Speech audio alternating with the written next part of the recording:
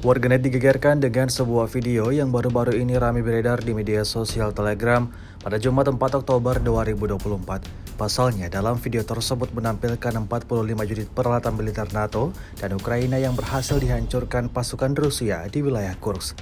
Faktanya jauh lebih banyak kendaraan militer Ukraina yang dihancurkan Rusia di arah ini, namun yang terdokumentasikan hanya 45 unit ini. Dapat dilihat dalam rekaman ada banyak kendaraan unggul milik pasukan Zelensky yang hancur total. Sampai saat ini belum ada tanggapan resmi dari pihak Kementerian Pertahanan Ukraina.